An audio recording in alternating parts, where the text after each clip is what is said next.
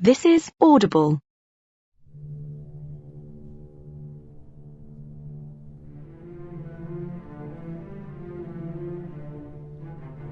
A Handful of Dust by Evelyn Waugh. Penguin Modern Classics. 3 for 2 at Waterstones. Book Warehouse now reduced to $1.99.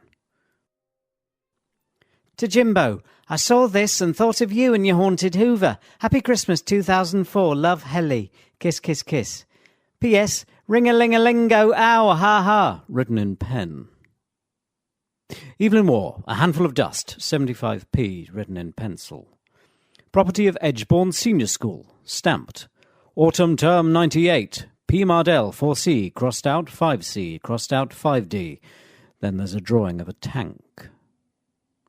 A Handful of Dust by Evelyn Waugh. Penguin Books, published by the Penguin Group. Penguin Books Limited. Penguin House, Penguin Road, Penguin East, Penguin Town, London.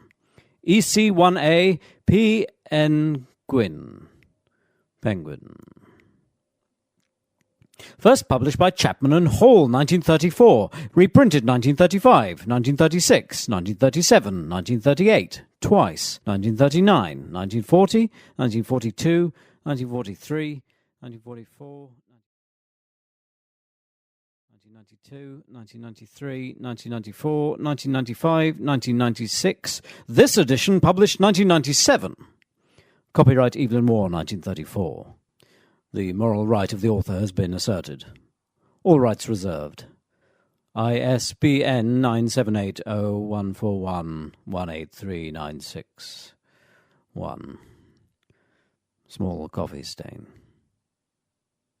Evelyn Waugh, A Handful of Dust, but the D has been changed to a B and there's a drawing of a hand grabbing some tits. I will show you something different from either your shadow at morning striding behind you or your shadow at evening rising to meet you. I will show you fear in a handful of dust. The Wasteland, underlined, and T.F. Eliot, important poet, written in Barrow. Chapter 1, Du Côté de Chez Beaver, and there's a little pencil drawing of a fanny. Was anyone hurt?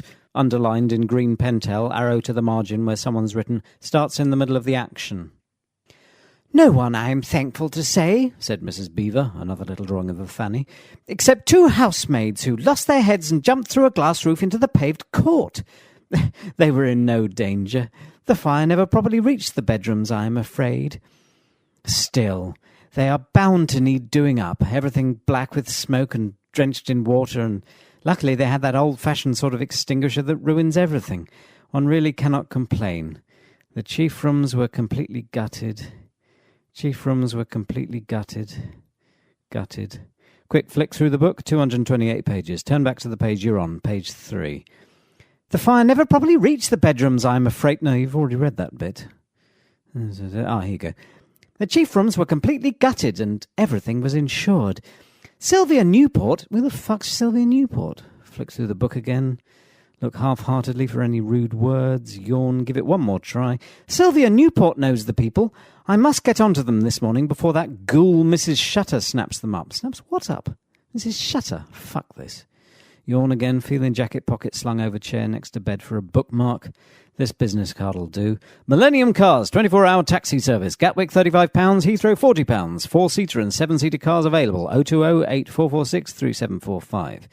Put business card in book, put book on bedside table, turn light off, pull duvet up, worry briefly about tomorrow's staff meeting, yawn, fantasize about telling Mrs. Penrose to fuck off, fantasize about getting off with Julie from finances, think again about how much she reminds you of Mary, wish you hadn't fucked things up with Mary, start reminiscing about what sex with Mary was like that one time in Portugal when she... Sudden shout from outside jolts you wide awake. A second's bewilderment turns to annoyance. Yet again, think what a shitty area you live in. Resolve to look for a new flat tomorrow. Start a imagining a 2-bedroom split-level apartment just opposite Wandsworth Common, and Julie from Finance is coming round to visit you, bringing a bottle of wine. She takes her shoes off and sits next to you on the sofa. You feel the warmth of her thighs. She puts her hand on your... More shouts from outside. Fuck this, I live here too, you know. Run to window, look out. Lots of people in the street running about and shouting. Thick smoke coming from downstairs and sound of distant siren. Sudden panic. Run to bedroom door. Throw it open. Greeted by huge flames. No way out. Run back to window, but fucking child's safety lock that Mr. O'Riordan insisted on having fitted stops it opening more than a crack. Yell for help, but smoke belching from the open door fills your lungs. Cough and retch, eyes swim, flames begin to take hold of bedroom furniture, pick up bedside table, smash it through window, try to leap out into front garden, but pyjamas get snagged on jagged shard of glass, causing you to fall head first onto iron railings outside the basement flat. One of the railings pierces neck, mouth fills with blood, start to lose consciousness, sight begins to fade, last thing you see is a fragment of a page from a book that flutters down in front of your eyes. Manage to focus on the few legible lines of text which read as follows. Teddy surveyed his charges with pride and affection. It was by means of them that he hoped one day to restore Hetton to the glory that it had enjoyed in the days of his cousin Tony. Underlined in green, arrow, ambiguous question mark. The end.